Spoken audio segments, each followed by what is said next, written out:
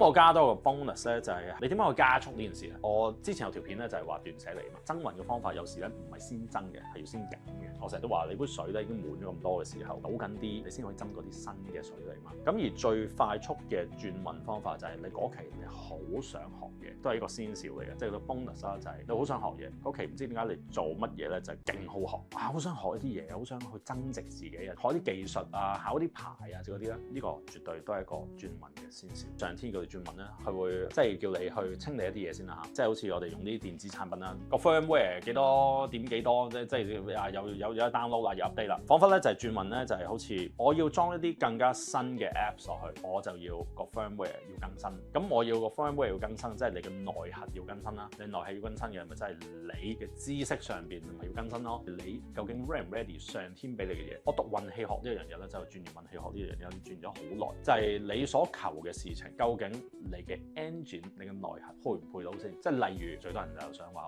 我要唔知咩賺幾百萬，我要咩賺幾千萬。究竟呢個人你個心態嗰樣嘢，你 ready 未先？俾到幾百萬你，但係你都唔識理財嘅。我夢想就係要有跑車，要買架咩林寶堅尼、法拉利嗰啲咯。咁你考個車牌俾未？咁即係你未 ready 咯。你所求嘅嘢，你想去得到佢咧，唔該你要先 ready 咗先。你成日幻想自己係一個財務自由嘅人，我就會反問翻你，你理財嘅能力係咪一個財務自由嘅人會擁有嘅能力先？你有冇呢種嘅能力令到自己財富自由先？冇嘅，咁就唔使去下步。所以點解我話咧？你想自己最快脫離好差嘅運，你想盡快 jump 到去轉咗運之後嘅學嘢成長係最重要嘅環。